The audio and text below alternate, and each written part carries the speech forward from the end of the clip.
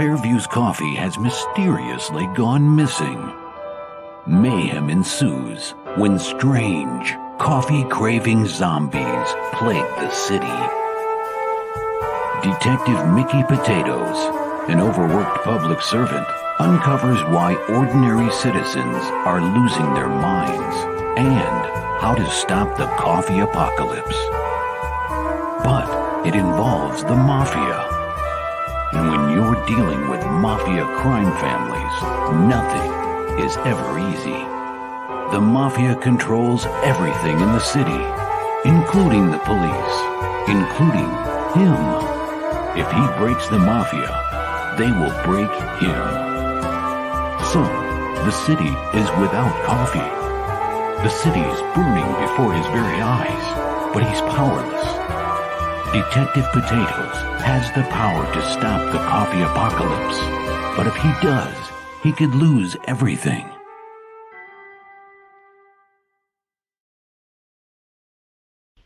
And now for something completely different. Yum, yum. It's time for a tasty and refreshing snack. Alan! Alan! Alan! Oh, that's not Alan. Steve, that's Steve. Steve! Steve! Steve! Steve!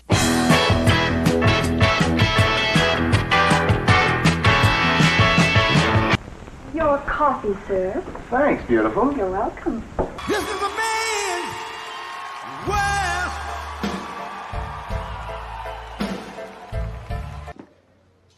I'm gonna let you in on a little secret. Every day, once a day, give yourself a present. Don't plan it. Don't wait for it. Just let it happen. So just sit right down, relax, open your ears real wide and say, give it to me straight, doctor, I can take it.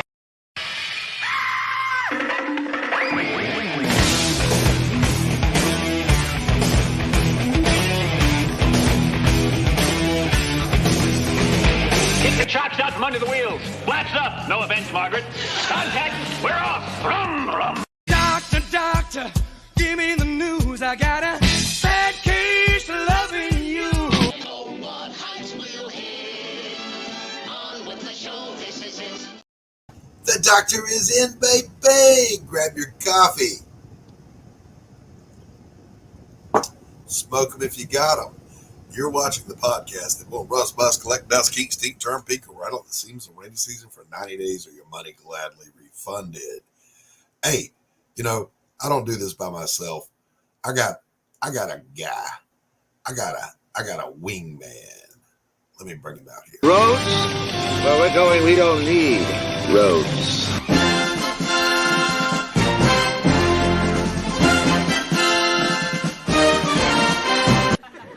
Shumway, nice to meet you. Interested in a new Buick? Nonsense. I've not yet begun to defile myself.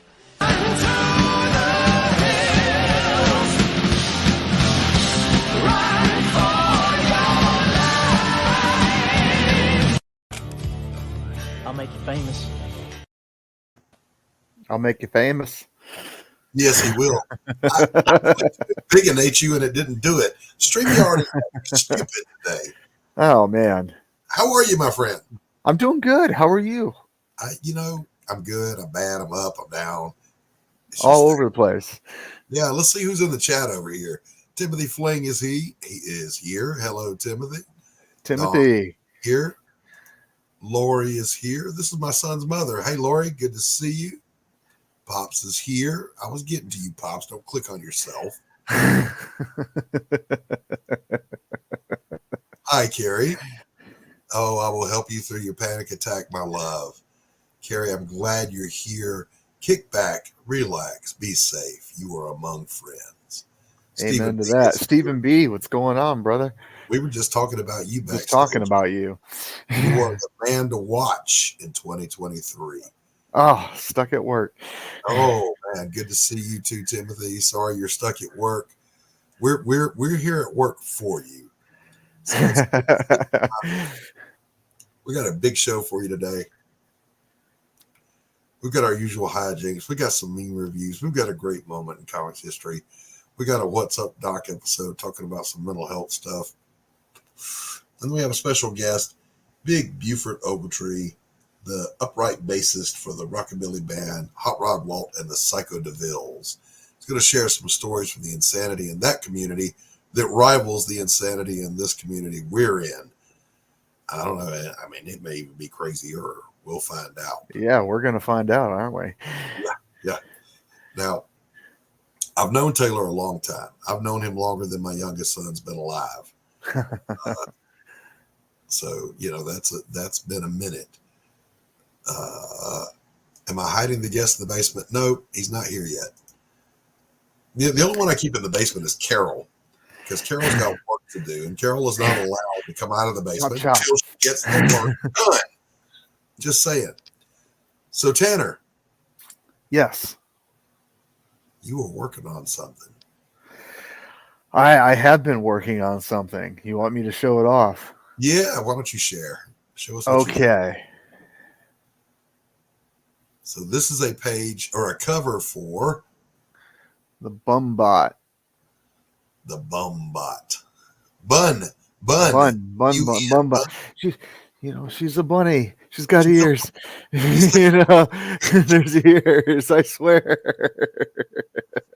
I keep hearing Bumbot, and my brain runs down this rabbit hole of a homeless robot, and it makes me laugh. So that's on me, though. That's not on you. No. Yes, you are free from the basement, Carrie. Yeah, see, I'm not the only one. Thank you, Carrie. Thank you. Bun. Oh my goodness. I'll say it over again. Bun. Nah. So I'm broadcasting for the first time live on my Facebook page, where I've got 1,000 family, friends, and fiends hanging out over there. Maybe at least two of them will tune in. Yeah, a couple, at least. At least it's bigger than my YouTube crowd anyway. So I was working on some stuff today too. Let me grab it for you here. Yeah. So I'm working on the cover for Blood on the Bricks, my noir book that will be coming out very shortly. The campaign's going to launch over on Fund My Comic. And so we're early stages here, but tribute to the old noir movie posters. There'll be a lot going on in this. Palm trees over there. There'll be an Art Deco cityscape back here. And then the title and credits will go down here. So this is this morning's work. It was just pencils this morning, so I've been inking all day. You guys want a sneak peek at an interior? I'll give you one of those two. Heck yeah. So this is page 2. Our hero going into a seedy, greasy spoon. He's remembering the event that drove him to where he's at today. Kapow. Ooh, he's trying to get up. And all he can see is the eyes of his dead secretary. Oh, shit. Never knock a good man down, because he's going to get back up. That's what I'm talking about. It's going to get back up with a vengeance. Hey, Faz, good to see you. Welcome. Sorry, Faz, how you doing? We are simulcasting anywhere and everywhere. I've even got the window open so my voice will carry to my neighbor's house. That's how we roll around here. Amen to that. So, it's not even worth getting into current events anymore. Because the woman's going down the toilet faster and faster. Sketch, good to see you, my friend. Glad you're here. Sketch, how are you? If you have not yet done so, give us a thumbs up. If you think we've earned it already, if you haven't subscribed, go ahead and subscribe. Both to my channel, that's Doc Blalock on YouTube, and to the Madness Comic Network, or Comic Talk with Pops Van Zant, where we're also broadcasting for more content like this right after our show. We went ahead and just changed it to the Madness Comic Network. It's not Comic Talk with Pops Van Zant anymore, because it's everybody. It's not just me anymore. So, all right, get out of here. Okay, I can leave. Bye. And also, be sure you stay tuned because Christie Shinn is coming up with her. What's the name of her show, Pops? Pop back in here. I forgot the name of it. It's the lunch hour reheated at 3 p.m. Eastern, 1 p.m. or 12 p.m. Pacific, where it actually is the lunch hour where she is. Right. Christie Shinn coming up right after us here on the network. So we don't do current events anymore, but we are never going to stop with the memes. Never.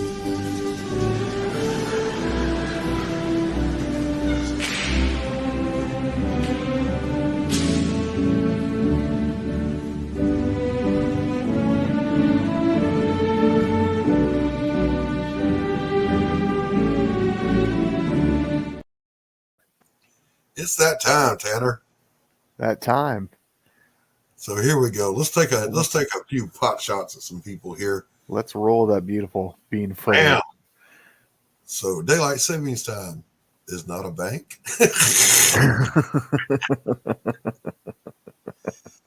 And I dug out an oldie but a goodie because I was just feeling it today. Pew pew.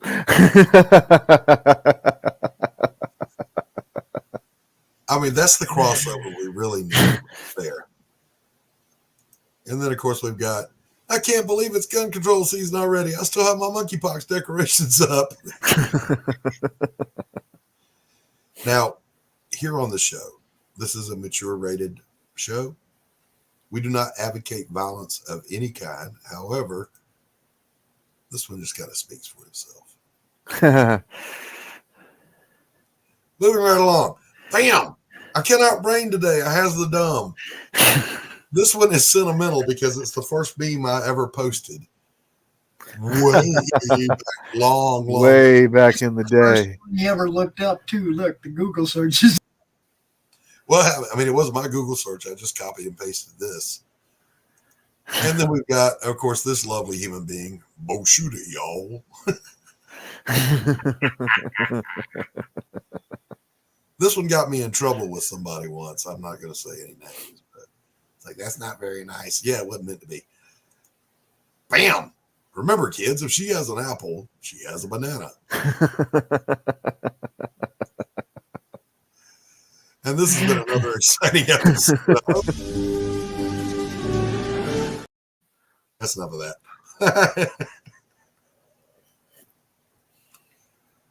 Fun stuff. If you got memes you want to share, DM me over on Twitter at Blalock8404. What's the difference between a motorbike and a blonde? Nothing. The faster you go, the more noise you make.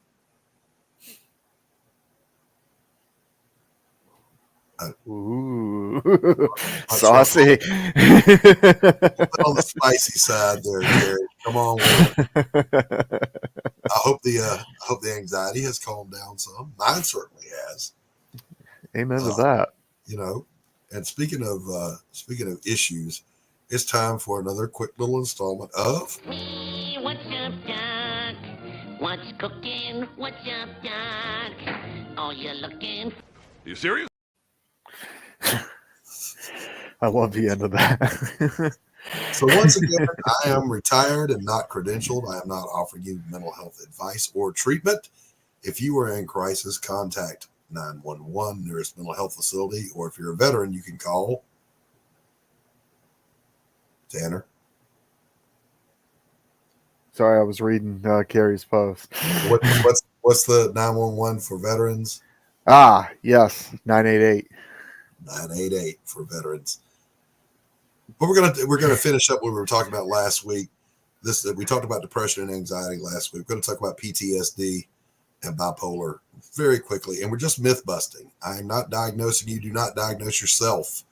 All right. When I was in college and they handed out the DSM for the first time, it came with a bookmark that said, "Warning, students, do not diagnose yourself with this book. You will find that you have all of the afflictions contained here."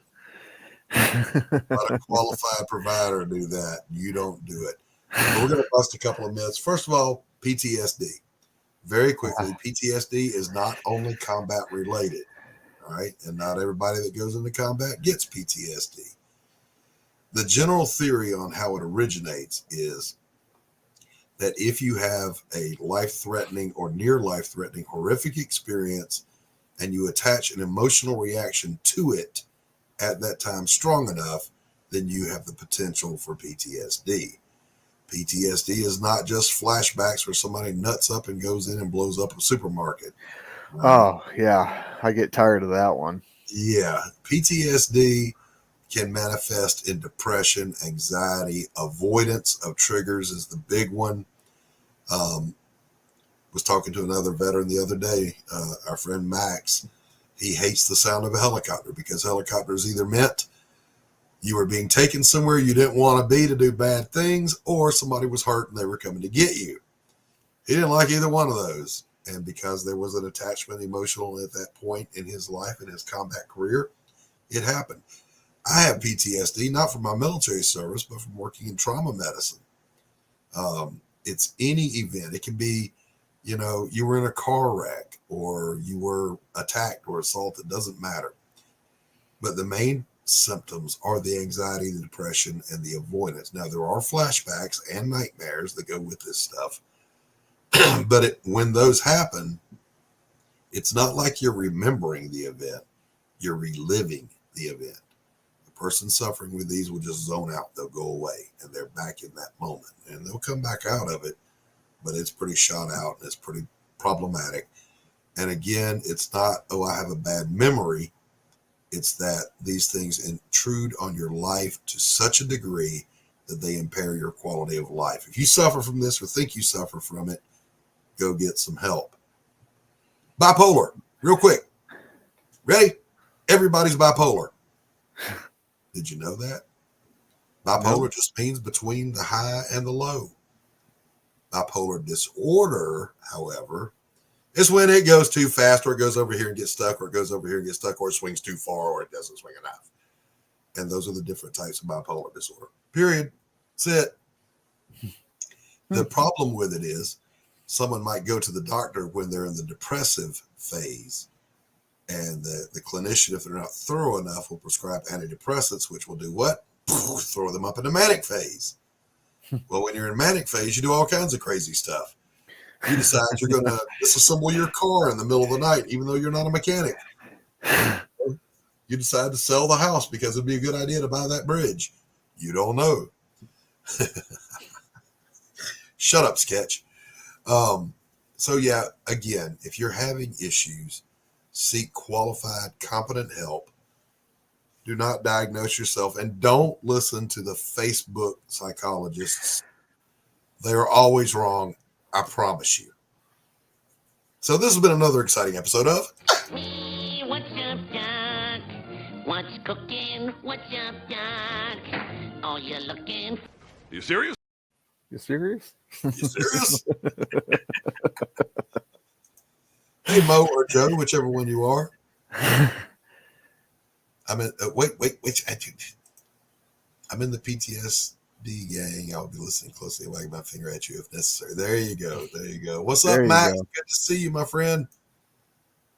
I will be throwing the link out after we interview our guest. If you want to pop in, if you have any questions for us, comments for us, or for our guest, you are invited to come and share in that experience. Now is the point where I get to stop talking for a minute, because it's time for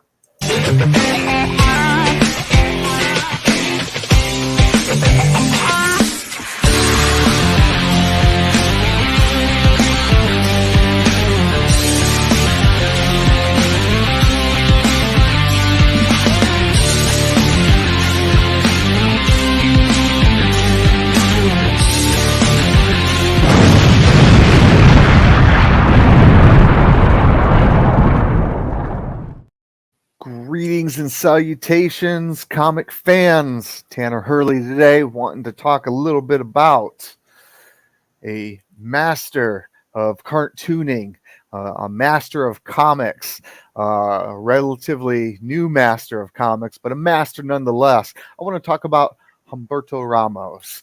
And from his days on Image Comics, working on Gen 13 and DV8. Yeah, man. DV8.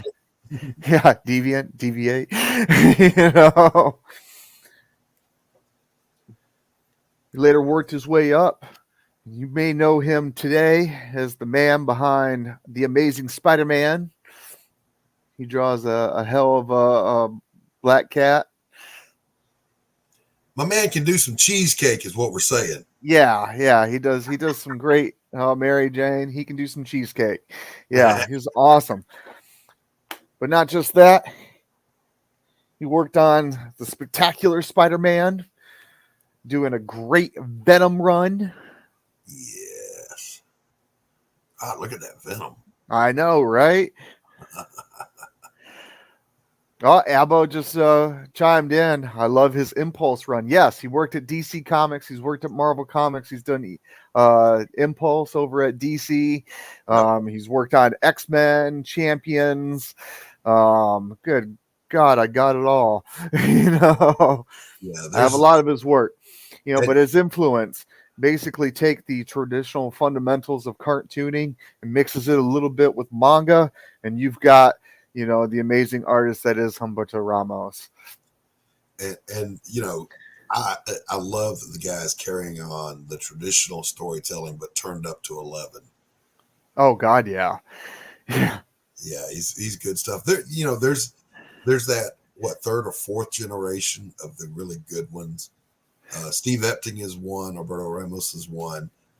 There are just a lot of them, and they're good, solid storytellers. So this has been another indeed.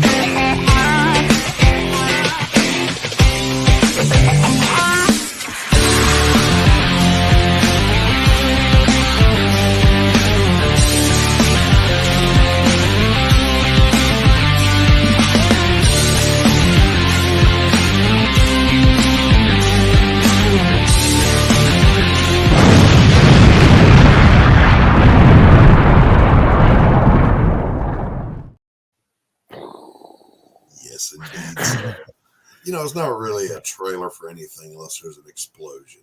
Heck yeah. You know, who doesn't love a good explosion? And you got to have that really good one where you're walking away from the car and you don't look over your shoulder when it explodes. Oh yeah. They memed that in some movie. What was it, Chad? You guys help me out. Yeah, Crimson Comic. Yeah. There are a lot of fantastic artists out there. Not everybody has gone off the deep end. There are some that are just keeping their head down and making good art, telling good stories, and that's what it's all about. So, I'm sorry. No, go ahead. I was just going to say we're getting close to time to bring our guest out. He's not here yet, so I'm going to take this opportunity. And man, we had everything timed so perfect. Look, man, it's almost a half hour. I know, right? But I'm going to take this opportunity. I want to spotlight a friend of ours, Mr. Stephen B. He's got a campaign currently going over on Fund My Comic. This is the man to watch for 2023. This young man is one of the best storytellers out there as far as visual storytelling. I will not lie and say I've read his book and I know he writes well, because I don't know. I haven't read it yet. I will. But at the rate he's developing and with his natural storytelling skills and his panel layouts and his construction, he's going to go as far as he wants to go. So let's take a quick look here.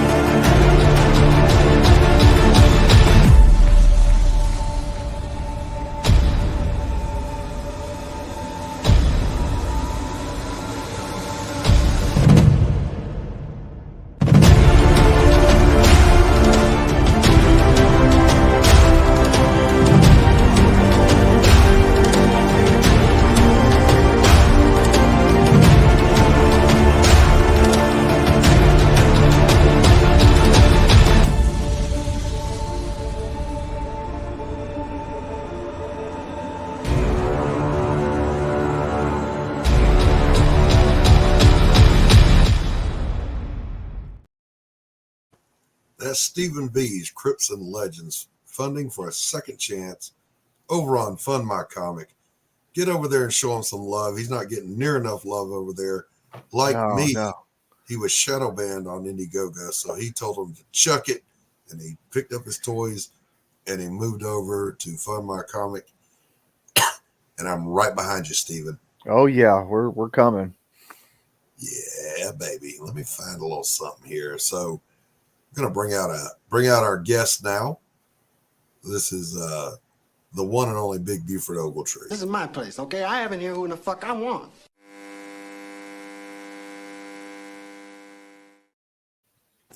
Welcome. Hey, Doc. How are you? I'm good, brother. How you doing? I'm all right. Except, I can't take all the credit for being Big Buford. That was my dad, Big Buford Senior. So. Yeah. Before we go any further, let me just tell this very quickly. Taylor is what, 6'4", 6'5"? 6'3", yeah. 6'3". 6'3", no big deal. No big, yeah. He's kind of a big guy, but his dad was so big he called Taylor Bug. Big Buford was big. He was a Marine. He had forearms bigger than your thigh. He worked at the railroad lifting trains off the tracks to change their tires. Our old buddy Alvin used to say, "Damn, dude, your dad changes train tires for a living." Big Buford. So, Buford, very quickly, tell people who you are and what it is you do with the music scene. All right. Well, my real name is Buford George Taylor Ogletree. I'm a upright bass player, and I play for a band called the Psycho Devills, HOTROD WALT and the Psycho Devills. We also have another project called the Fenton Sparrow Project, which is a kind of a more stripped down 1930s Depression era type of dark Americana and blues. And we also dress the part, we wear the era period proper clothing and everything. And that's my main gig. I've been with them for 12 years now. Yeah. So would that be like, I don't know, old St. Louis blues or? It's kind of whatever. It's kind of whatever we make it. Really, we just kind of we really take our own originals and kind of strip it down, because the Fenton Sparrow band is 2 acoustic electric guitars and a fiddle and an upright bass instead of 2 electric Gretches and drums. So we strip it down and we take our own originals and kind of darken them up a little bit and make them a little. All right. Yeah, and then we do some old blues covers like King Bee and that type of thing, So it's just something that Walt wanted to do for a while, and we had to go in different directions during the COVID years to try to get more gigs and have different options. So we have like a value menu now. So we got he's got the Hot Rod Walt solo acoustic show. He's got the Hot Rod Walt duo show, the Hot Rod Walt trio show, Fenton Sparrow, and then the full on Psycho Devills. So you can order a la carte off our menu. So where can people find you? PsychoDevills.com. And it's got our bio and our tour schedule and all our merch for sale on there. Yeah, and we'll share that out before the stream's over. Now, Buford, we'll go into how you got into music in a moment. But Hot Rod Walt and the Psycho Devills, that we all know, is a trio. Tell us about the other guys in the band. Well, actually, yeah, we recently, just maybe not even more than 2 months ago, we added a lead guitar player, which really rounded us off. But prior to that, it was Hot Rod Walt, the man himself, who you could do a whole show on just him, but he's basically the kind of guy. He was a Jersey guy, moved down to Sarasota, Florida, and played in a alternative rock band, and kind of missed their chance at being successful when they were going to play the 99X Big Day Out, and Hurricane Andrew ruined it. And after that, he kind of started the Psycho DeVille's on the side, and it just sort of took off. So Psycho DeVille's been a band since '03, but then he eventually moved to Atlanta, and in 2011, I ended up being his third bass player. But Walt, he hadn't punched a clock probably since sometime in the '90s. He is a professional musician, and that's how he survives. And then there's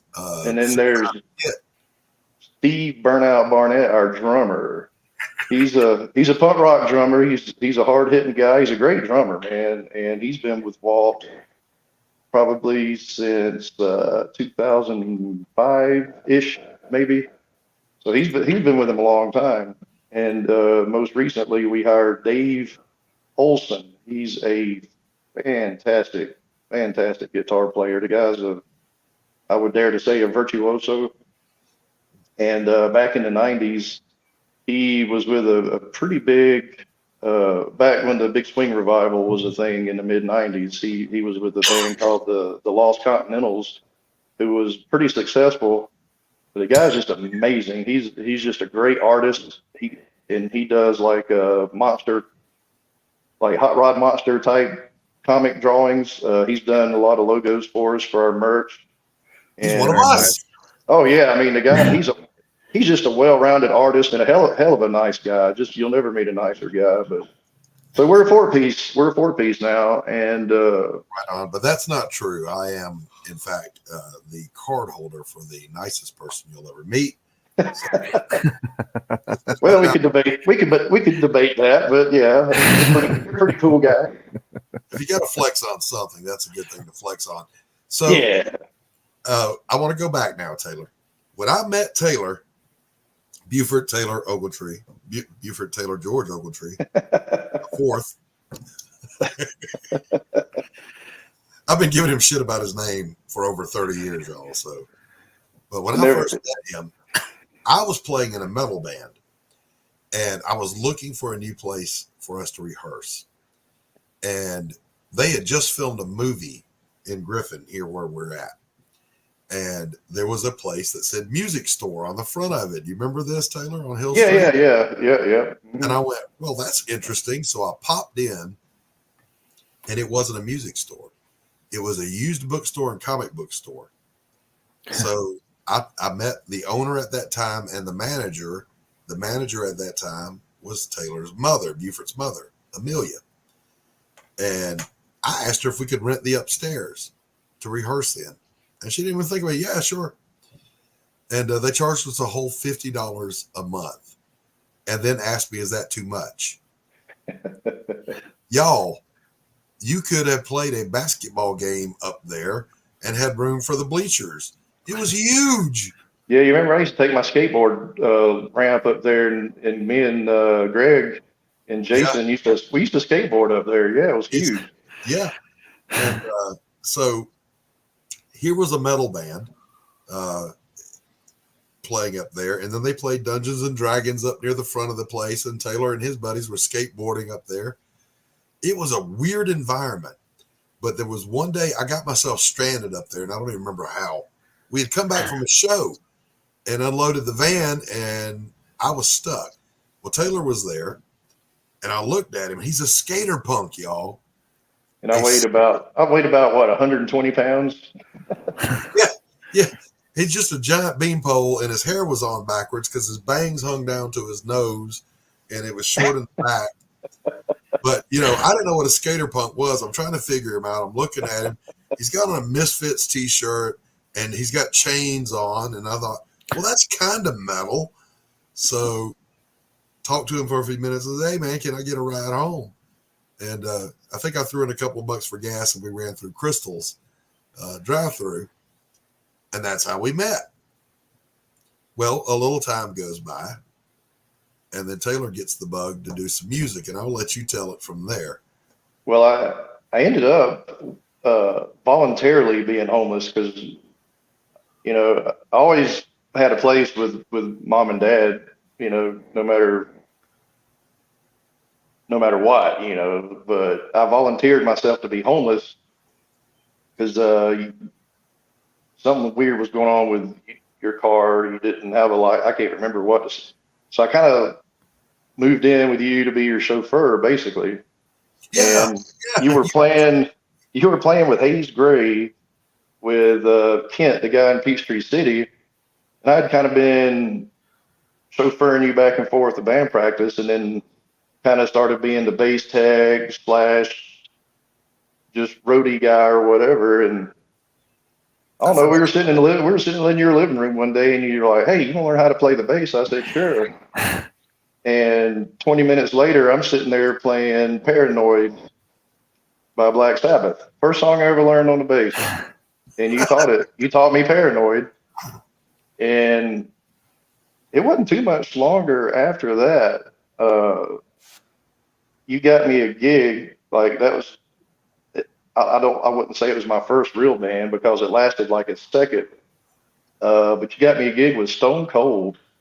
You got me an audition, and I went and auditioned and got the gig.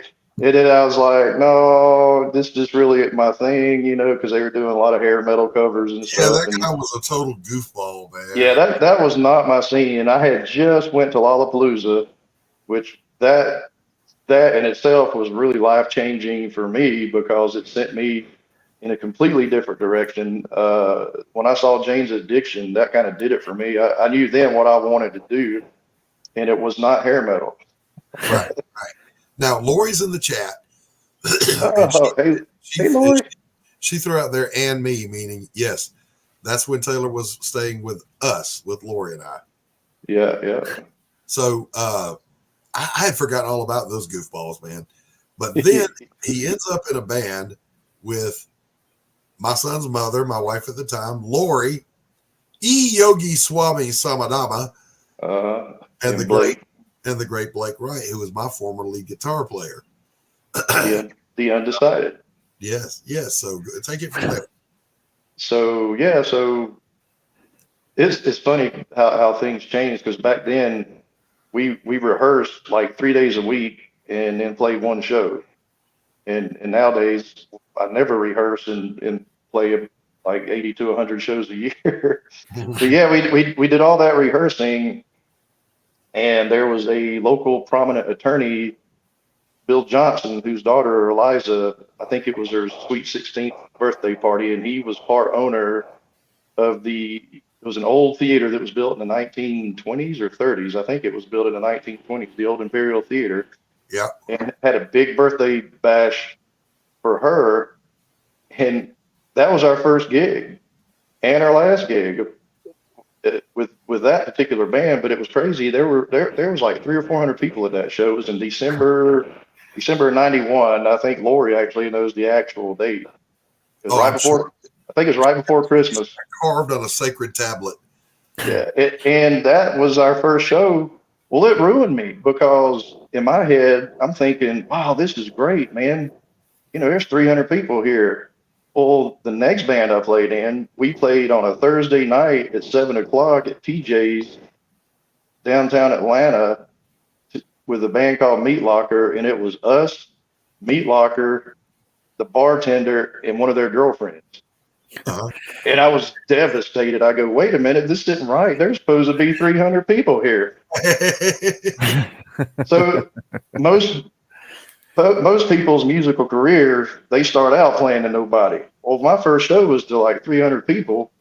And so after that, it was a real downer. I didn't know that was the way it's supposed to be, you know. Right. But the Undecided, man, that was legendary. Our one and only show together, and it was in an actual theater to like probably 300 or 400 people. Now, right before that, there were some friends of ours in different bands, and it was weird because Taylor brought his crowd and my crowd kind of collided. So there was a show we played at a field. It was somebody's birthday party. Again, a birthday party. Yeah. And nasal sex. Nasal sex. Yeah. For us, which was a metal band.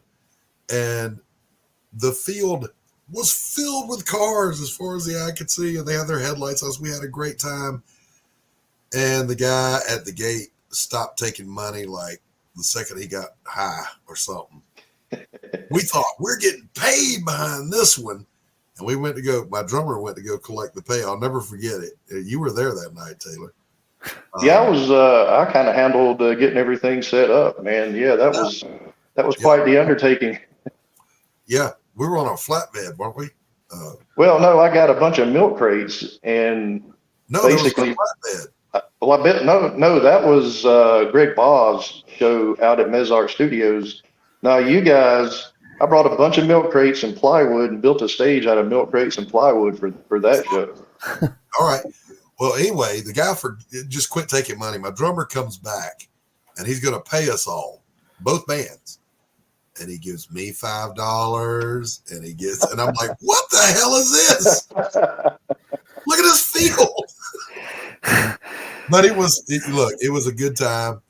And so Taylor, I'm sorry, I keep saying Taylor because I knew him as Taylor. Whatever. Hey, I answer to anything. I got 4 names. Use one. Just pick one and use it. I don't care. Pick one and use it. Buford is a unique individual in that he's done a lot of things. And I'm going to tie this into the rockabilly. But my man has been a skateboarder, and he's pretty good. Street skater. Used to be. He did swing dancing. He's done biking, golfing, all these things. Something grabs his attention. He just goes. I was an embalmer for a while. I spent 15 years doing embalming, and he was a mortician. Yeah. Yeah. It's funny because I'm very open and honest about my mental health. I've got diagnosed problems, and one of them is obsessive compulsive disorder. And the upshot to that is it's actually helped me to become somewhat of a Renaissance man, I guess. I've acquired a lot of skills because I would, I'll jump into something with both feet and learn it, and then I get bored, move on to the next thing, Yeah. And so along the way, we parted ways for a while. We've always kind of stayed in touch, but we have been hanging out. And all of a sudden I find out he's playing upright bass in a rockabilly band. And I'm like, how the hell did that happen? And I've never asked him that question. So I'm asking it for the first time right now. How the hell did that happen? Yeah, well, in the 90s, especially all this came about when the big swing revival was a thing, probably like 94, 95, maybe. You had the big bad voodoo daddies and cherry popping daddies, and you had the squirrel nut zippers, which there's a cool story about them too. I'll get to later. But rockabilly always kind of ran on the coattails of swing, and during the swing revival, they always kind of went hand in hand. And for some reason, I didn't know it, because I was the punk rocker. The rockabilly guys and the punk rockers were always cousins. You go to a punk show, there'd always be a few rockabilly guys there and vice versa. So Greg, you remember Greg? Yeah. He had gotten out of the Army, and we were hanging out again. And he's telling me about this thing. It's like, hey, man, we got to check out this rockabilly show. And I'm like, what the hell's rockabilly? He goes, like hot rod cars, greasers, and that type of thing. That was basically how he described it, hot rod cars and greasers. And I go, well, okay, let's check it out. And the Star Bar, I'm trying to remember which came first. I think it was the Reverend Horton Heat was playing at Masquerade. And Greg was really into the Rev, and I'd never heard of it before. So we went to see the Rev, and I was just blown away. I was like, man, that's the coolest shit I've ever seen, And it was probably a week later, the Star Bar at Little Five Points had its first annual Rockabilly Rumble.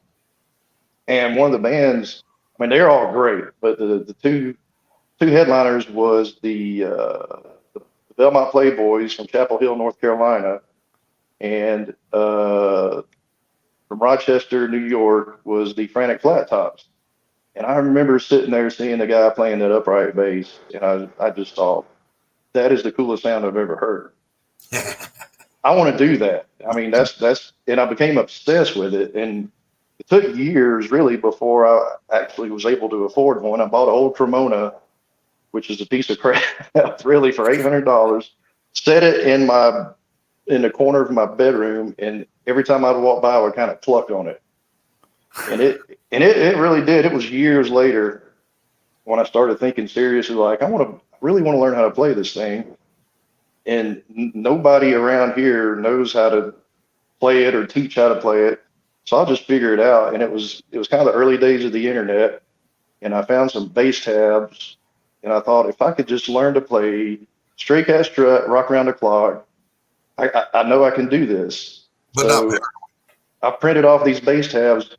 And dude, I'm telling you, it took months before finally I could play straight cat strut and rock around the clock. And I'm like, okay, that's cool. I know I can do this. And then I just set it aside and didn't touch it for probably another couple of years, because this was still in the 90s. Well, like, see, when early 2000s, probably. Yeah, early 2000s. And sometime around 2010, I met these old guys, and they were bluegrass pickers. And they didn't have an upright bass player. And I told them, yeah, man, I'd love to play with you guys. So we'd meet at one of the guys' houses, on Saturday afternoon and drink beer and play bluegrass. And about a year later, I kept hearing about this. Oh, man, this HOTROD WALT, Psycho Devill's guy. You got to see these guys. So I started going to the shows, got to be friends with Walt. And one night, they were playing a big benefit at Southside Steve's. And their bass player at the time, Paul, had to go take a crap.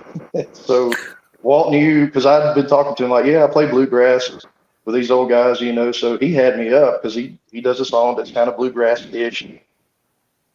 And oh my God, that was the greatest feeling in the world. Paul came back, and I'm begging, one more, let me play one more.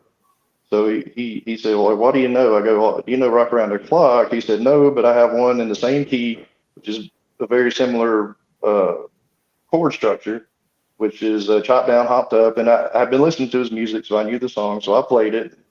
He was kind of like, damn, did you know that, or did you fake it? Because you did pretty good. I said, well, I kind of faked it, but it is what it is. So yeah, about a year later, there was a situation that happened. I don't know if I should get into that or not yet, but he needed a new bass player, and I was available, and he called me up, and here I am.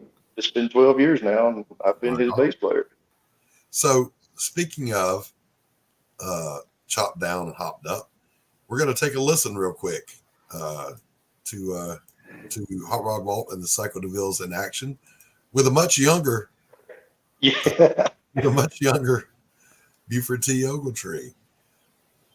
So let's give it a little listen here. Everybody see it? Tanner? Yes. All right. Here we go.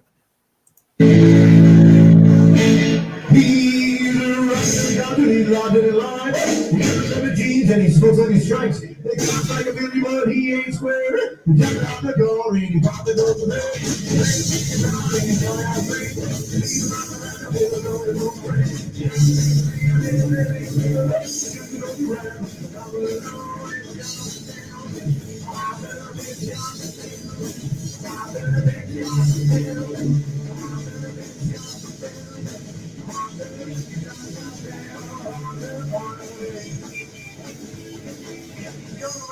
If you don't take care, don't look me in the eye, and the best not square. If you want to ride, you better be smooth. You get the way you see, look other my label.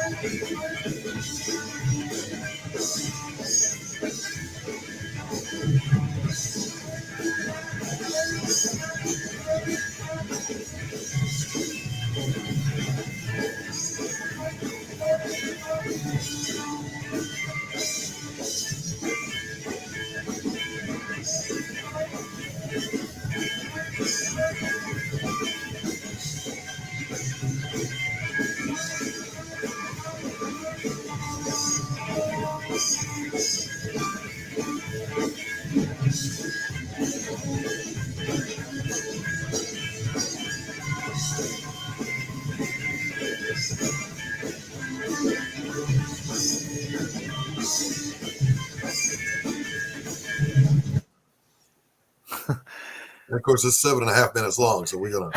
Okay. Yeah, that was a good time.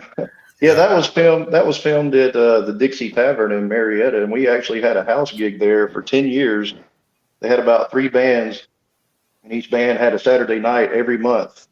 We had the first Saturday of the month every year for 10 years. Jeez. And eventually, between COVID and the new stadium, which was like a block away, and the addition of the Battery, I think it really hurt their business. So we kind of just tapered off, and we've not played there in a couple of years now. But it was a really good time. We got some really great shows there. One year we brought I don't know what the proper term is. It's like a sideshow, I guess. I don't want to say a freak show. It's not really a freak show. But if you've never seen them, look up Captain and Maybell. They're a local sideshow act, and they're just amazing. And he does sword swallowing, and he hangs bricks from his eyelids, and just really cool stuff. And we brought them in one night, and it was the first and probably one of only a handful of times where the door guy had to stop people from coming in. He had like the little ticker, you know. He's like, nope, nobody else. You got to, you know. And I'm sitting outside watching all this happen, you know, right before the show, and I'm just losing my mind. I'm going, oh my God, we got so many people that can't let anybody else in. This is the freaking greatest thing ever, you know. And that is one of the most legendary shows that we played at the Dixie Tavern, man. It was great. It was a fantastic show. All right, we've reached that point in the show where we're going to take a small break so you can refill your coffee and grab a fresh smoke. And when we come back, we're going to talk to Taylor about touring and the insanity in his indie movement, and see if it compares to the insanity that is our world here in independent comic book creators. So hang on to your whatevers. We'll be right back. Revenge, the sweetest morsel to the mouth that ever was cooked in hell.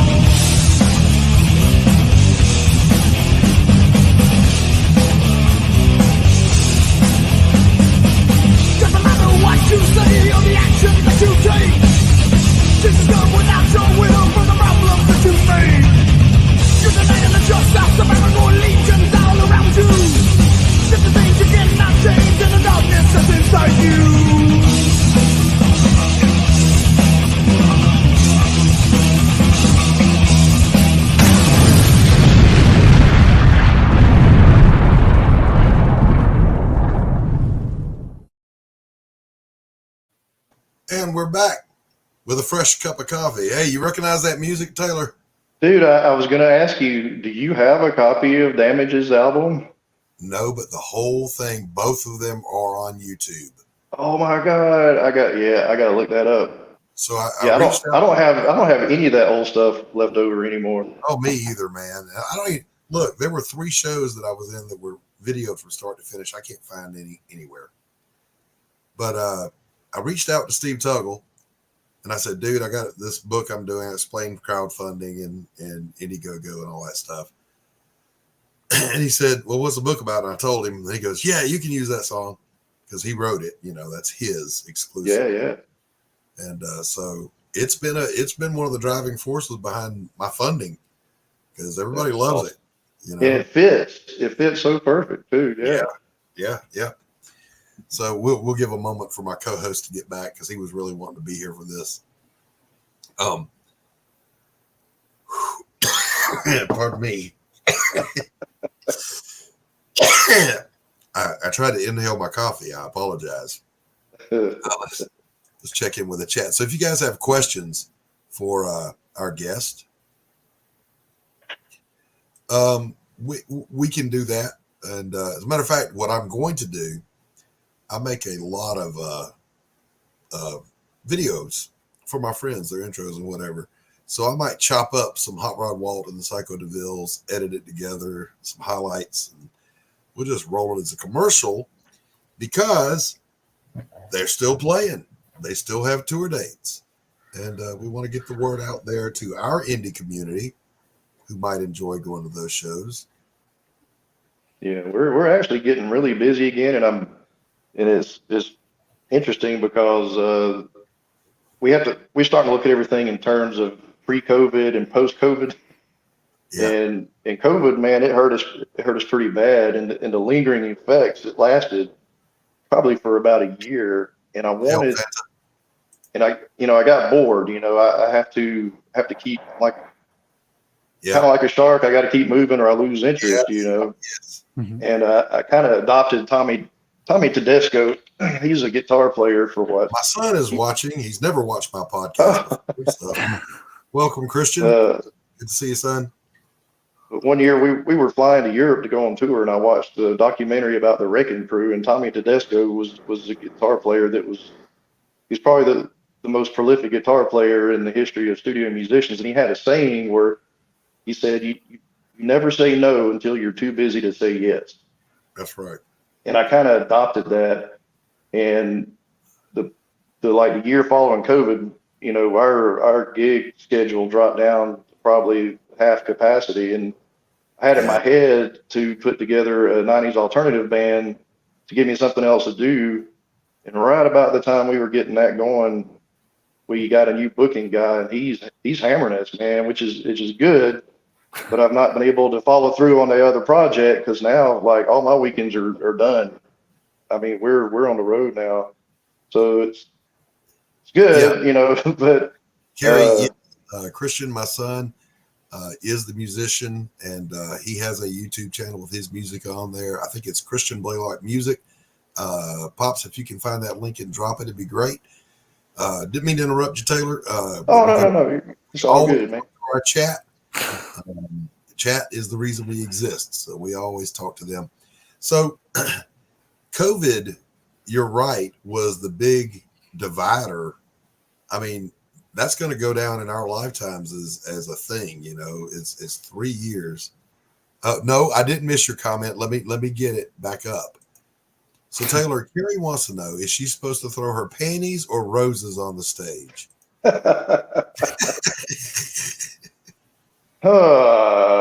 You know what? Money works better than anything. That's a yeah. Just put money in the tip jar. That's the best thing to do. Yeah, absolutely right. So for me, I've been doing fine art pretty much all my life, and man, sales were great. My paintings were selling like hotcakes. COVID hit, and I watched 2 galleries fold up. They just couldn't stay open, and I was still selling. And I'm like, hell yeah, captive audience. I got them now. Oh, hell no. the well ran dry. I could not give a painting away. Yeah, it had like this weird trickling down thing that eventually ended up like one of our issues. Not only we lost a lot of gigs, we lost a lot of really good venues. Yeah, and I mean that was really hard. That was really heartbreaking. There was a couple that came.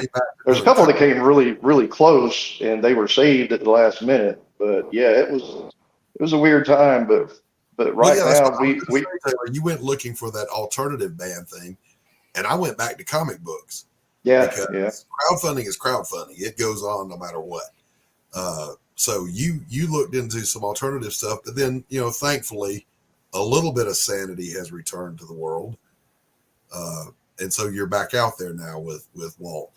Yeah, we're back running to full capacity, and also, like I mentioned earlier, we got a booking, because before this, Walt, man, and I'm telling you, he is the hardest working man in music that I've ever met, because he did it all. He booked the shows, he promoted the shows. He was the guy that was having to deal, and you probably got a parallel in the graphic art business, but having to deal with booking people is, I can't even imagine, because the stories he told me is ridiculous, having to deal with these people. And then in our world, that's the publishers. Okay, there you go. But he made sure it happened, man, and he did it all. Yeah, and I remember Walt's post one time in particular about how chintzy some of the places he tried to book, they didn't want to pay. Yeah. They'll want us. Some of them, we did a lot of festivals, and some of these festivals, they'll want us to, drive from here to Ohio and play for $500. We're like, dude, it costs $1,000 just to get there. I could go on and on about I want to chime in on the booking thing. I want to chime in on that, because before you do, Taylor, this is Pops.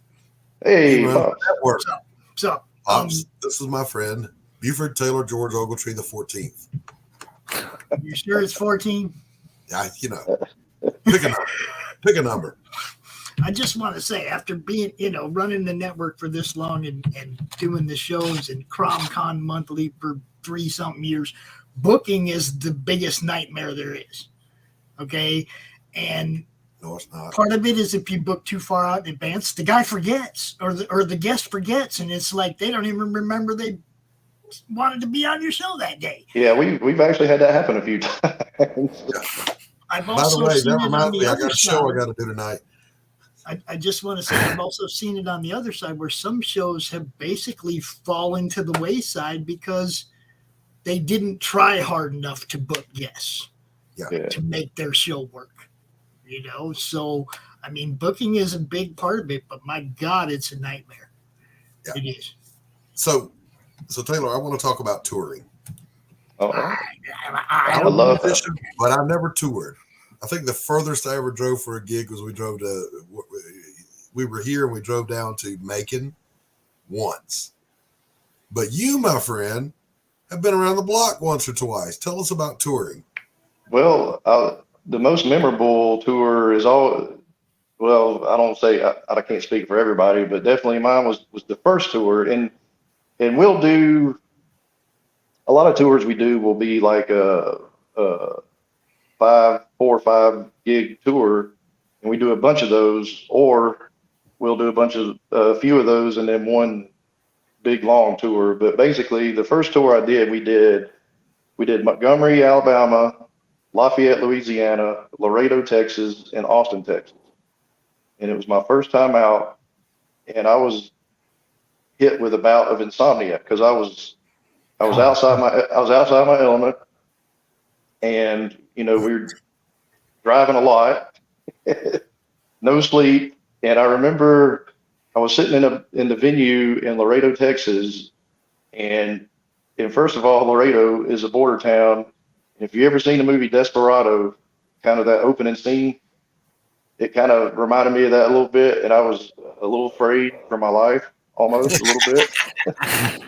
And I had not slept in like 3 days, And I'm going, Jesus Christ, I don't think I can do this physically. I don't think I can do it. I've never gone this long without sleep before. But I noticed that when it's showtime and you get that burst of adrenaline and the people are up there, and after you get off stage, you go, holy crap, that's the greatest thing ever. Like how can people do drugs when you can play live music, you know? So and then the next day we played in Austin. It was 106 degrees when we took the stage, and Walt actually almost passed out. He had to stop right in the middle of a song, and that was pretty crazy because, you know, he's a pro and he goes all out, and he was wearing a suit, cowboy hat, and a tie, you know. And halfway through the song, he just stopped, and I'm over there going, holy crap, what'd I do? I screwed up. And he said, sorry. He said, sorry, folks. Let me get a minute. I'm about to pass out. And all the stage hands came running over, putting ice and towels on us, and, you know, we finished our set. But yeah, that one was very memorable because I didn't think I was gonna make it. I didn't think I was gonna make it, but I did, and it was great. When I got home, all I could think about was, man, I can't wait to get back on the road again. Yeah. And so since then, you guys have toured Europe? Yeah, he toured Europe once a year right before I joined the band. And then since I've been in the band, we've done, I want to say 4 European tours. And one of them even, it was kind of crazy. We only had 3 dates.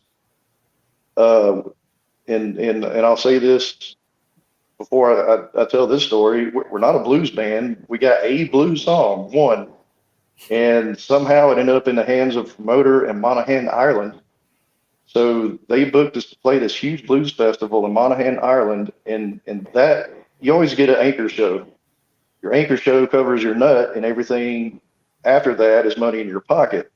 Well, this Monaghan gig covered everything. And then somehow or another, we ended up getting booked to play at Euro Disney in Paris. And then we had a gig at a local spot that we just love to play in the Liège, Belgium, called ABC Rock and Roll, and it's a great little rockabilly club.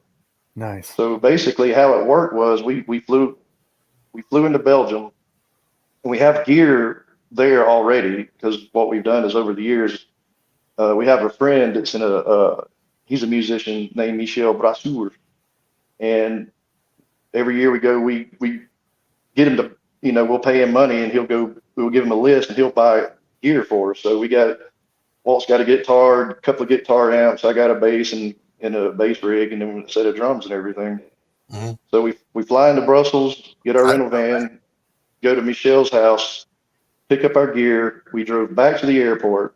Okay. Got on a plane again. And then we flew, I'm trying to remember which one came first. We flew to Ireland. If I'm not mistaken, that was the first show. Flew to Ireland. They took us to the gig. We played at 1:30. I think it was 1:30 or 2 o'clock in the morning. It was a huge blues festival. The whole town was in on this thing. And so we played at like 2 o'clock in the morning. Went back to the hotel. Went to the hotel bar and drank Irish whiskey and Guinness with an Irish bartender in an Irish bar, which was probably one of the coolest things I can say I ever got to do. Went back to our room, set our alarm clocks 45 minutes, got up, flew to Paris, Charles de Gaulle Airport. Disney picks us up in a limo, total rock star treatment. I'm just like wigging out, man. I'm like, holy crap, man, this is the coolest shit ever. And they take us to Euro Disney in Paris and hooked us up with a really cool, you know, Disney hotel, 5-star hotel, you know. We played our gig there, got up the next day, got on a bullet train and took the bullet train back to the airport in Brussels, got our van, and then went to Liège, Belgium, played on a Sunday at 3 o'clock in the afternoon, drove back to Dinant, dropped off our gear, and then went back to the airport, got on a plane, and flew home, okay? Well, here's the kicker. This is the funny part. Not only there was that whole thing, while we were in Paris, this place we played at in Paris was huge. It was gigantic. It was like a multi-tier country bar Well, it really wasn't a bar. It was like a straight up music venue, but it also had a bar. But they had like these balconies, and it was like 2 rungs of balconies that went up, and there had to be over 1,000 people in this place, right? Mm-hmm. So we're playing in Paris, 1,000 people. We played in Ireland, probably, close to 1,000. You fly home a week later, we're on a parking lot under a tent at Hardy Ford in Dallas, Georgia, in the rain, playing to 5 people. But that's music. That's what happens. That's what it's all about. One week you're playing in Paris to 1,000 people. The next week you're at Hardy Ford in a parking lot under a tent in the rain playing to nobody. Absolutely. So, now, am I wrong? Didn't you also play in Japan? No, we've not yet made it to Japan. We got contacts there, but it just hadn't happened yet. But it's definitely on our radar. And I would love to get there because rockabilly's still it's really big in Japan still, and but it's on our radar. Yeah, we hadn't made it there yet, but hopefully we'll get there someday. Now, I'm gonna broach this topic with you of the insanity in our little world here, and it's gonna be like the challenge coins. See what's up. So here in Indie Comics, we crowdfund our books. That means we go onto a platform and we say, please give me this much money so I can produce this book. Sometimes that's $500, sometimes it's $2,500, sometimes it's $10,000, sometimes it's $1 million. All right, we have millionaires. I ain't one of them. But then this really bizarre thing happens in this world where there are a lot of good people. There are promoters like Pops. There's creators that would become friends like Tanner and I. But for every one good person, there's a horrible person. Their mama dropped them on their head or something. And they're not our trolls. We love our beloved trolls. These are the evil nasties. The nasty trolls. And they do everything in their power.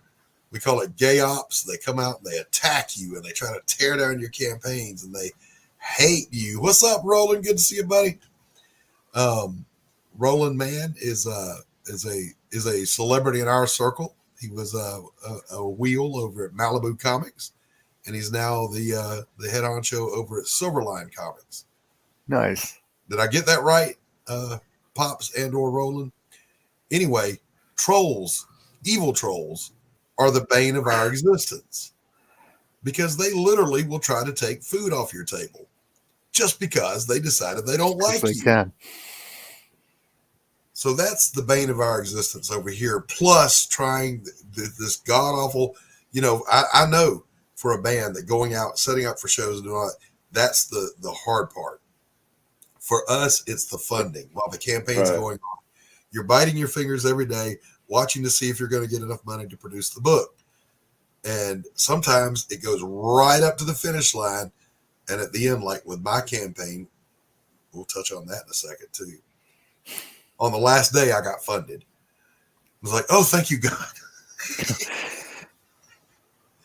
So haters are going to hate. But we're also dealing with the 2 biggest crowdfunding platforms for no reason whatsoever. One of them will deplatform you because they disagree with your politics. The other one will just shadow ban you. Shadow banning means, it's there, but if you go to Indiegogo and you search for my campaign, it doesn't show up. You have to have the direct link, and that's what we do on these shows. We share out those links. And I was shadow banned on my campaign before I even launched it. And so this is some of the nightmare stuff we deal with on this side. Now, fortunately, a good friend of ours, Luke Stone, has started a third funder. It's called Fund My Comic. No censorship, pro-free speech. Bring your campaign over. As long as it meets their standards, they'll approve it, and you go. So that's where I'm moving over to. But that's the insanity of over here. That and trying to work with, like if you're a writer, you got to work with this artist who might live on the other side of the planet. And, the time delays, the money delays, blah, blah, blah, blah, blah. It's a nightmare. But Taylor, I know you got that beat. And I think it was in either St. Louis or Milwaukee or Chicago where the great theft happened. Oh, yeah. I'm like, where are you going with this? Because like the other bands, we've always had a good relationship with them and stuff. But yeah, the theft. Okay, yeah. So we're on this one tour, and our last show was in Chicago. And let me back up a little bit. We were sponsored by Miller High Life for about 3 years, and during those 3 years, they bought me 2 upright basses. And the deal was, we had to put their logo on it. And like, hey, yeah, I'll put whatever you want me to on it. You buy me an upright bass. Well, the first year they got, just a student bass, nothing fancy. And then next year, I went to our rep and wanted to up the game a little bit, since we really worked hard for their brand. And so I asked him, like, look, man, can I pick the bass? And he said, yeah. So I got a Thompson kind of a custom job upright bass, and that thing was amazing.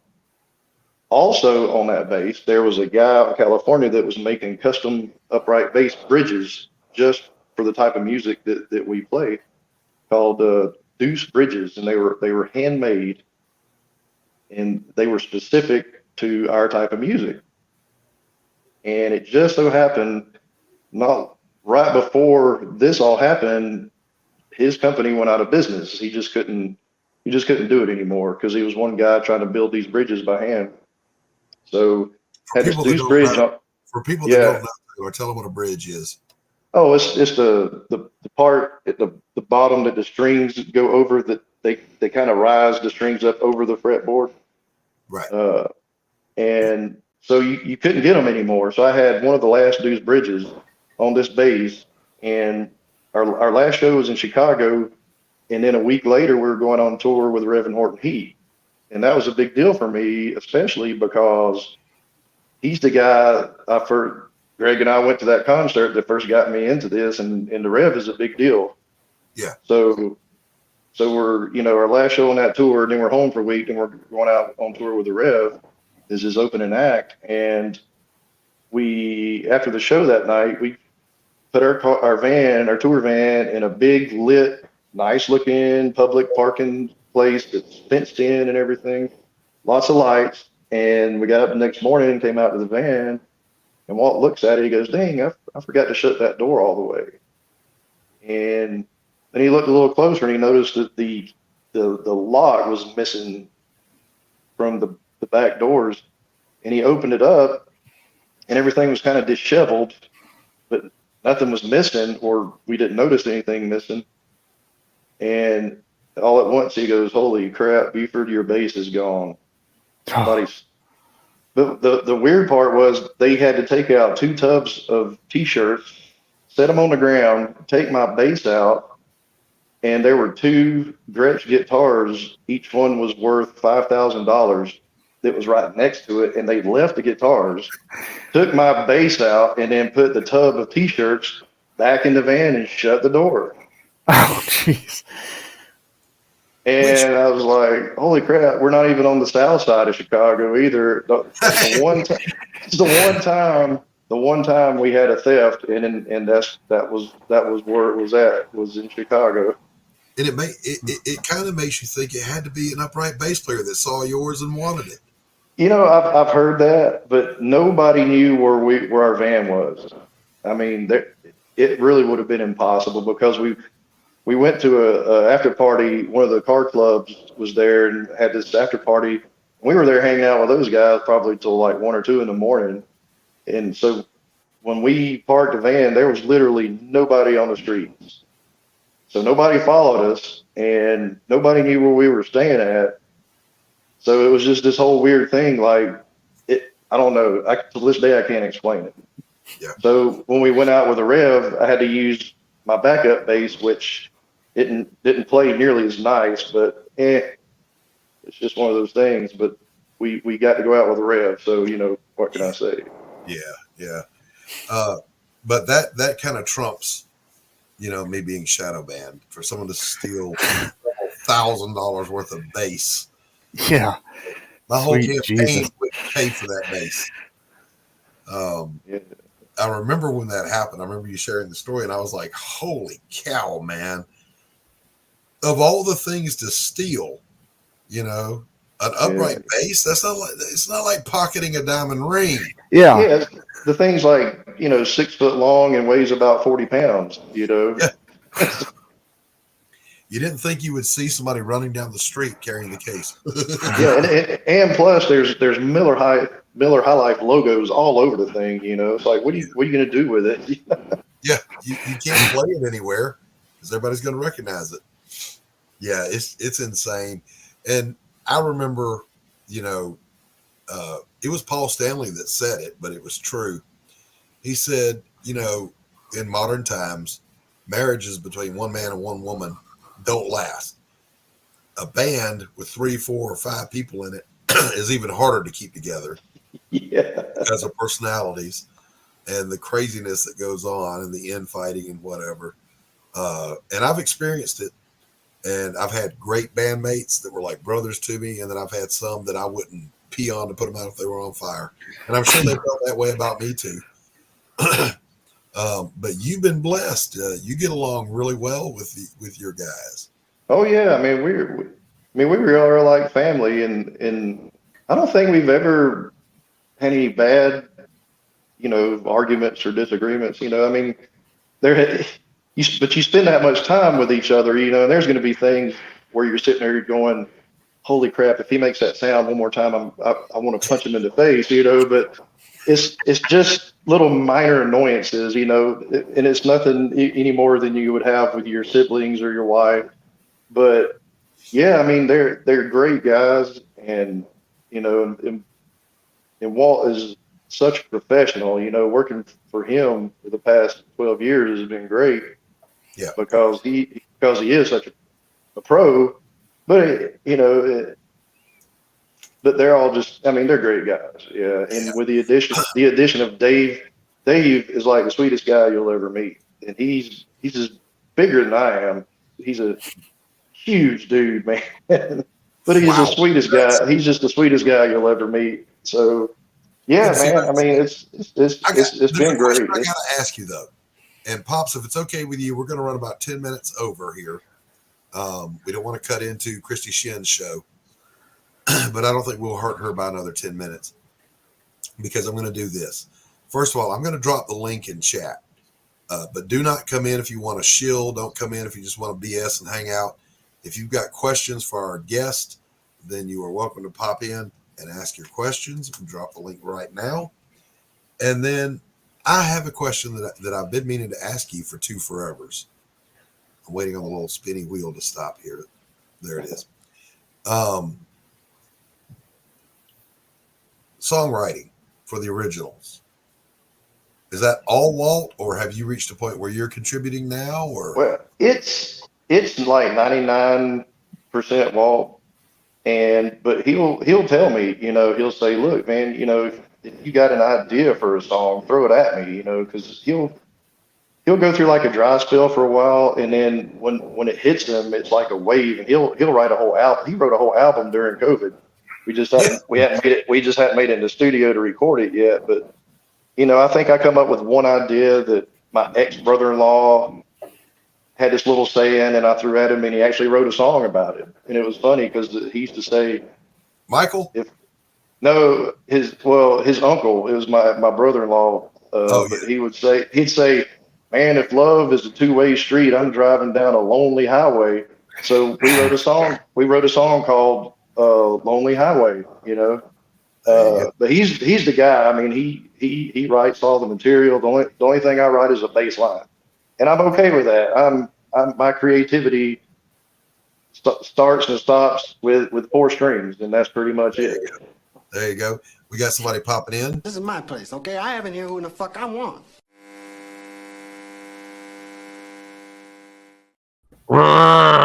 Hey. So this is Rex Christian. He is Momentum Comics, Double Flyer. Rex, what's going on with you? Oh, got up, fell out of bed, dragged a comb across my head, and I didn't even do that. So, Did you have a question for Buford? yeah, Buford, I haven't met you. Can you tell me about yourself? Well, that's my favorite. That's my favorite subject. Thank you for coming out. It was good to have you. Come out here and ask a boneheaded question like that. I mean, Buford, right? Anybody can talk about themselves, right? I mean, that's their favorite subject. We just did an hour interview, Rex. I came in late, Doc. Come on, man. We're not going to recap the whole show for you. Okay. Well, I'll put this out there real quick. Actually, I about a year ago, I decided to write a book, and how that all came about is spending so much time in a tour van. You just sit there and chit chat a lot, and a lot of it was, hey man, you remember that time when this happened? You remember that time when that happened? And I thought, well, I'm going to write all this stuff down. So I started. I got about 20,000 words into it, and got lazy, but I'm going to get back on it soon. So at some point, I'm going to have a book coming out, and already settled on a title, and it's the title of my book is going to be My Unextraordinarily Extraordinary Life.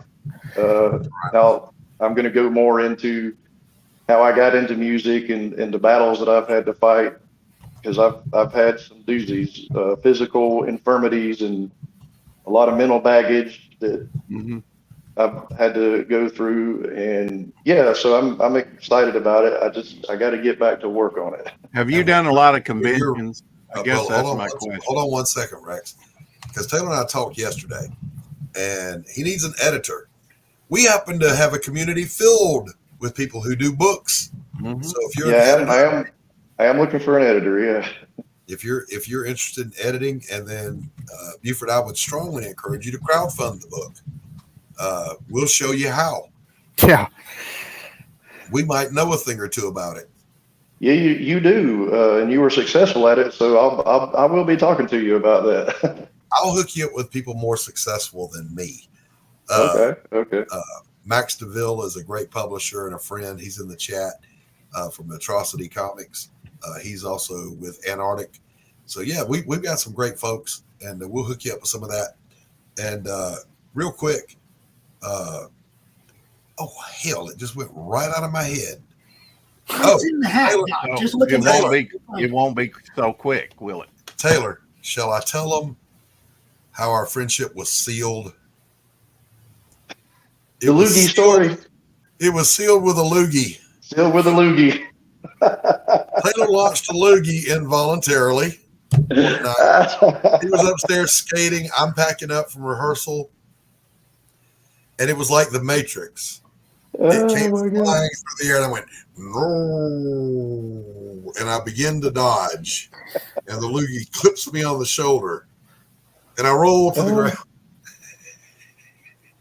So we always joked that our friendship was sealed in mucus, not in mucus.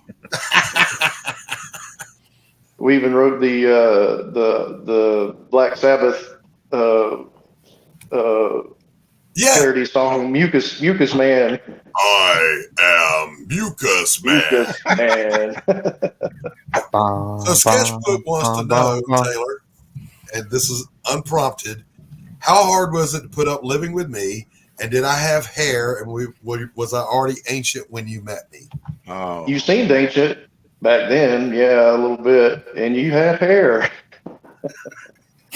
Now, but who's the older? Oh, I am by a good bit. Okay.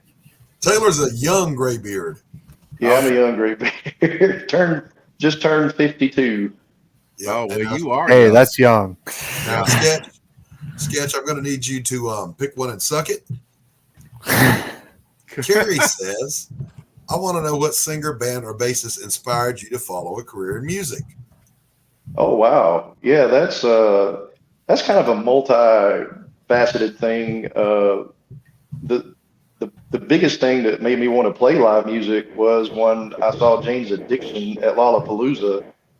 And as far as this genre of music and the upright bass, I grew up listening to my parents' old records, and Bill Haley and the Comets, "Rock Around the Clock" was one of the songs that I always gravitated towards, and it was because of the upright bass. The sound it made, it was so big and organic, and that just really drew me in. Yeah, man. So it was a combination between oddly Jane's Addiction and Bill Haley and the Comets. I know, what a mix, right? Yeah, I have a very eclectic music taste, but the weird thing about me is because I have obsessive compulsive disorder, I'm like one of those people that don't like their food to touch. So all my playlists are separated by genres, and I can't mix them up. I cannot listen to like a mixed playlist. I just can't. It drives me crazy. I do the same. I get that. Well, no, he met Walt long after he was done living with me. Promise makes it look easy. Makes it sound good. Yeah, that's what's his name? Les Claypool. Oh, yeah, Les Claypool. He's a beast, man. He is an absolute beast. Insane. He's insane. He's not right in the head. We know all this now. Real quick, I do want to kind of give a shout out, a short story. I hope if we got time. We got time. Going back to the bass thing, I'm met of someone that became a dear friend, and she is a upright bass player, and she lives in Avondale Estates, named Tamara. And Tamara was big on the blues circuit and ended up being the bass player for the Squirrel Nut Zippers for 6 years. If you remember the Squirrel Nut Zippers, they were big during the swing revival. And actually, they had a Grammy. So she played for the Grammy award-winning band. But what happened when my bass got stolen, she was at a gig and dropped her bass and broke the peg box and took it to a luthier, but wasn't sure whether or not it was going to be able to be repaired. So she bought a new bass, and she called me up the day after my bass was stolen. She said, "Hey, Buford, I got mine at the luthier. It's got a broken peg box. If he can fix it, I'll sell it to you." And as luck would have it, he was able to fix it. So she sold me her bass, which is a custom-made Blast Cult bass from California, which I'm not allowed to say what I paid for it, but I'll tell you what it cost her. It cost her about $5,000, and she sold. But I will say she sold it to me for a right good price. There you go. But yeah, it was you. I've met so many cool people playing music. It's just, it's been just really amazing. All the people that I've met. Yeah. And it's cool when you run in a community like that, how many cool people you will meet. I've been blessed to meet a great group of people in this community. And Taylor knows this. I've always had a policy of I will be as nice to you as you allow me to be. If you're an asshole, I won't like you. Yeah. Listen, it's interesting because Walt has a saying, and it's a very short, simple saying, and it is this: just don't be a dickhole. Yep. That's it. That's his whole doesn't get any philosophy. better than that. Just his whole entire philosophy is don't be a dickhole. Right. All right, boys and girls, we're going to have to wrap this thing up.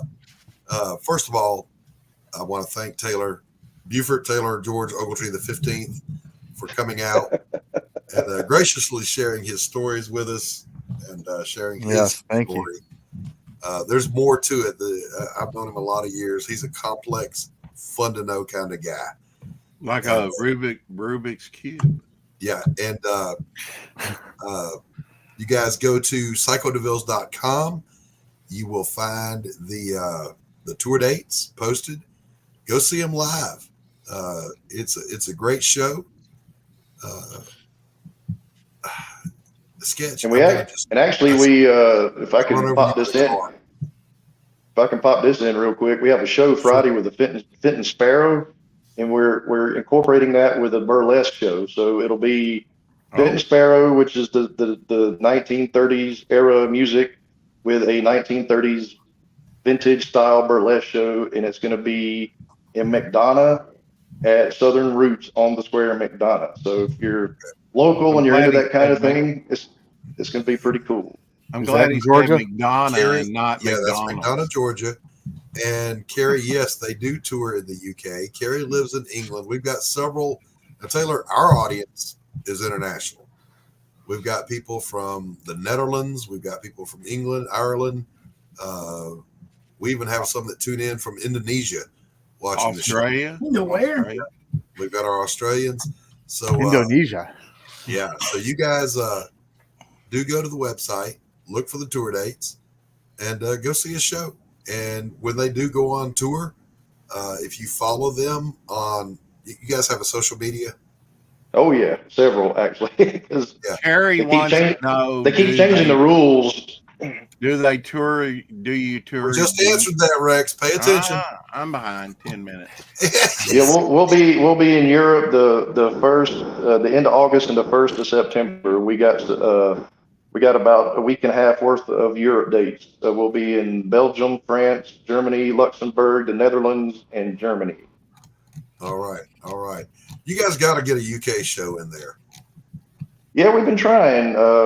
We thought we have one at Ace Cafe in the UK, but that fell through. But we have one for the Ace Cafe in Rumst in the Netherlands. Well, Carrie, there's your job. Find a venue for the Psycho Devilles and have them get in touch with Walt and make it happen. All right, so I want to thank Pops for producing as always. I want to thank my co-host, my wingman, my brother from another mother, Mr. Tanner Hurley. Thank you, Rex, for coming out. The Psycho Devilles and 101 Dalmatians. I am off suspension, so I'll be back on my channel today. All right, so go find Rex for his daily Good to meet you, beautiful. 4 o'clock shadow. You too, man. Following our show is Christie Shinn's Lunch Hour. Be sure you tune in. Hey, if you enjoyed the show, give us a thumbs up, maybe subscribe. What's the other stuff they're supposed to do? Ring a bell, some kind of shit like that. Stuff. I'm trying to be PG-13 because I'm on Facebook today. All right, Pops, play us out of here, will you? Okay. Oh, wait, I also didn't have to, not even once, use one of my gotchas. Did you say utes? Yeah, 2 utes. What is a ute? Stephen B is a ute.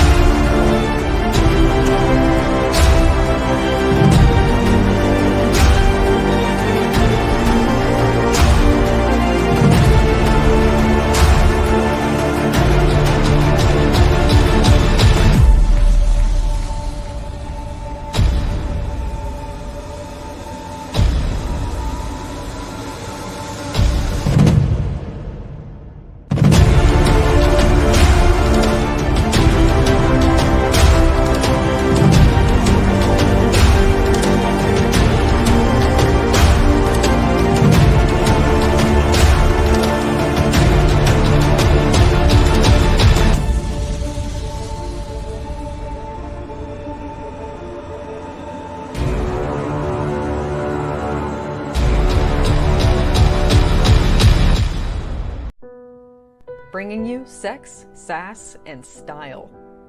Buckle up and unlock your imagination for a fun adventure with these death-dealing dames. They sail the galaxy in search of spoils. The most dangerous acquisition, and the most fruitful, are the legendary Splinters of Yggdrasil. The Splinters are magical artifacts forged from the Tree of Life that wreak havoc on the universe. The missions are perilous, but the bounty is glorious. Enjoy our hyper-fictional wonderland. How is a pirate ship sailing through space? 'Cause magic. How do they heal so quickly after battle? 'Cause magic. How are they able to communicate through jewelry? 'Cause magic. It's all about the characters. Abbo, rough, robotic, ready. Mo, carefree, callous, courageous. Mistress Graven, daring, diplomatic, dominating. Betsy, academic, accountable, aristocratic.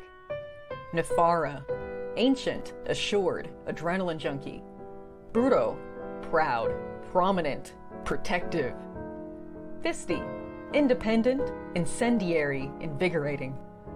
Roxy, superficial, scarred, secretive. Once you get to know this diverse crew of mythical miscreants, you'll be anxious to find out what trouble they'll get into on the next episode. Go to abogrizzly.com and order both halves of the first episode today.